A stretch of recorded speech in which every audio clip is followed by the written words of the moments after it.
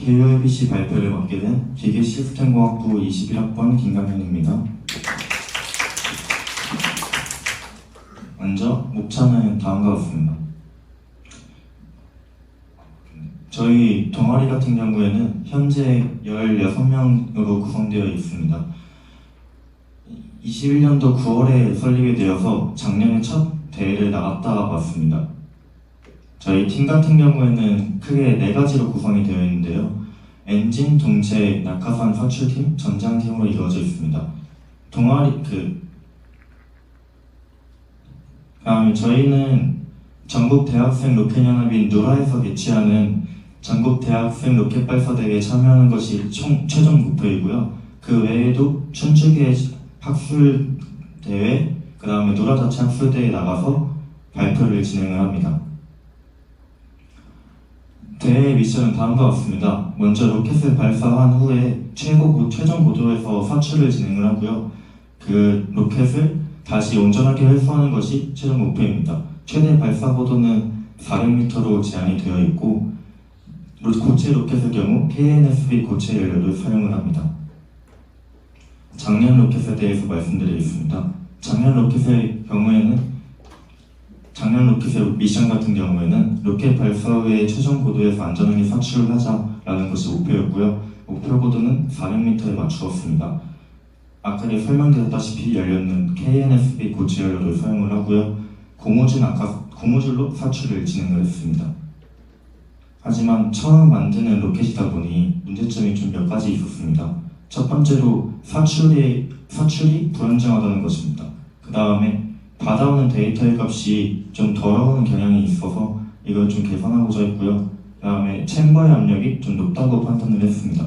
마지막으로 핀의 내구성이 좀 떨어지는 문제점이 존재하였습니다. 따라서 저희는 이번 연도에 이러한 문제점을 해결하고자 했습니다. 먼저 사출 안정성 확보입니다. 저희는 작년과 다르게 이 3가지의 구조물을 넣어서 좀 안정적으로 사출하고자 했습니다.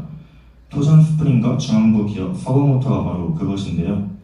간단한 원리는 서버모터로 잠근 후에 에너지를 응축하고 있던 토전 스프링이 잠금이 풀리면 에너지를 방출하면서 사출을 진행하는 방식입니다.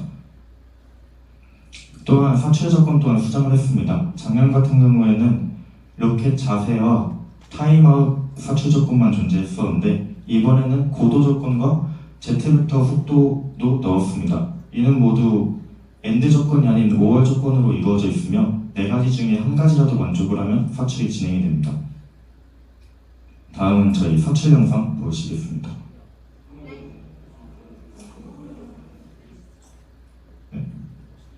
네, 다음은 에비오닉스 개선인데요. 에비오닉스는 간단하게 말해서 로켓을 제어해주는 파트를 말을 합니다.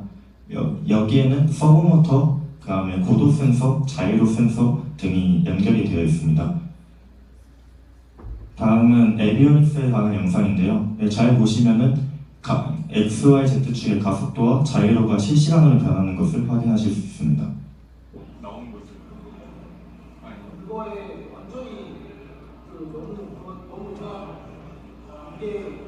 이렇게 변하고요. 다음은 이제 핀 부착 방식 변경입니다. 작년 같은 경우에는 자비세 방식을 사용을 해서 마운트로 연결을 하였는데 작년에 이 부분이 부서지는 사고가 발생을 하여서 올해에는 동체에다 직접 핀을 붙여버렸습니다. 다음은 엔진 최적화입니다. 작년 저희 엔진이 안전하긴 했는데 스펙에 비해서 너무 무겁고 내부 압력이 세다고 판단을 해서 이번 연도에는 4MPa에서 3MPa로 챔버 내부 압력을 조절을 하였고요. 챔버의 두께 또한 5T에서 3T로 줄였습니다. 다음은 점화장치 개선입니다. TMS라고 저희가 엔진의 추력을 시험을 하는 과정이 있는데요. 그때 비도 오고 좀 습한 날씨여서 점화가 불발이 많이 되었습니다. 이에 따라서 대회장에서도 이런 일이 있으면 안 되기에 습기 저항을 개선해야겠다라고 생각을 해서 새로운 방법을 도입을 했습니다. 파라핀 종이를 도입을 하고 성냥머리를 추가로 넣어서 화력을 좀 증가시켰습니다. 그 다음에 이그나이트를 최적화시켜서 적당한 크기에 적당한 화력을 낼 수 있도록 하였습니다. 밑에 보이는 사진은 저희 조건에 대해서 실험을 할 때 썼던 이그나이터 사진이고요. 실험 조건은 이제 81%의 습기에서 24분가량 노출을 하고 진행을 했습니다. 다음은 저희 이그나이터의 모습인데요. 노란색으로 보이는 것이 파라핀 종이이고 이제 안에 빨간색 성냥머리와 검은색 흑색 화약이 같이 들어있습니다. 니크롬선에 저항이 가게 되면 니크롬선이 뜨거워지는데 이를 사용을 해서 점화를 합니다. 다음은 저희 점화 영상 간단하게 보시고 가겠습니다.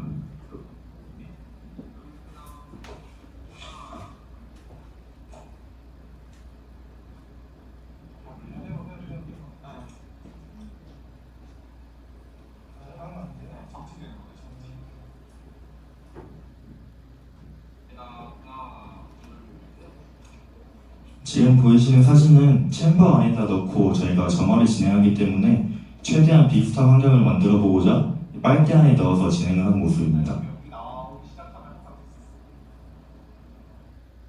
다음은 이제 점화 장치도 개선을 하였는데요. 이번 연도에 대회 규정이 점화 거리가 50m에서 100m로 변경이 되었습니다. 그래서 전선의 길이가 길어지면 저항이 커지기 때문에 이를 좀 강화해야 할 필요가 있었습니다. 따라서 저희는 기존에 쓰던 12V 배터리 이외에 12V 배터리를 하나 더 구매를 해서 직렬로 연결을 하였고요. 레이선의 길이도 조건에 맞는 100m로 구매를 해서 다시 만들었습니다. 다음은 작년 로켓과 저희 로켓의 비교점입니다. 잘 보셔야 될 것은 무게가 4kg에서 3.3kg으로 변경이 되었습니다. 아까 수정을 했는데 변경이 되지 않아가지고 그 점 양해 부탁드립니다. 다음에 센서도 총 3가지로 들었고요. 발사대도 개선을 진행을 하였습니다. 기존 발사대와 우측에 있는 것은 올해 사용할 발사대인데 빨간색으로 보이는 추가 부재를 넣어서 유력이 좀 덜 발생하도록 진행을 하였습니다.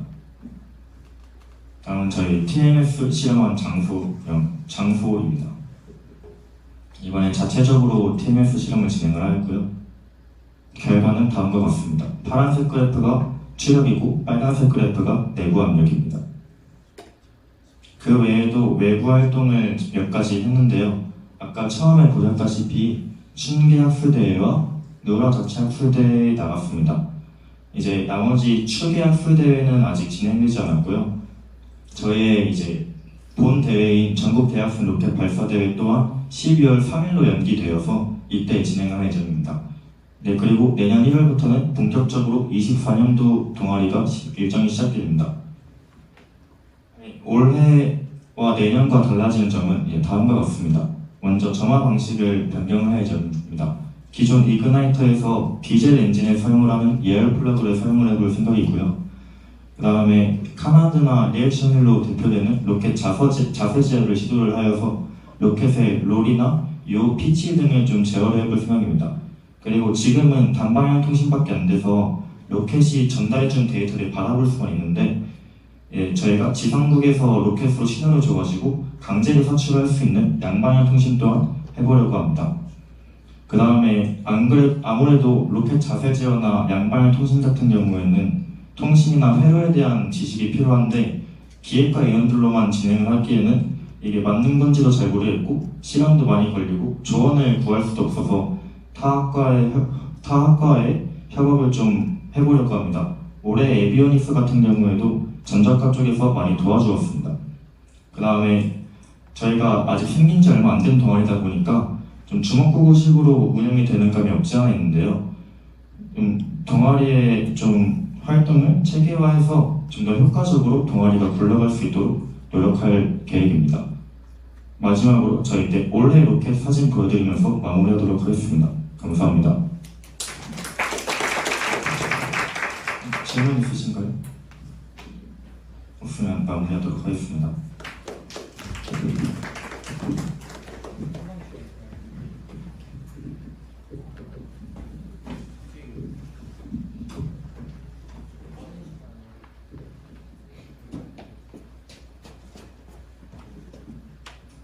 차에 이어 로켓을 만든다니 공대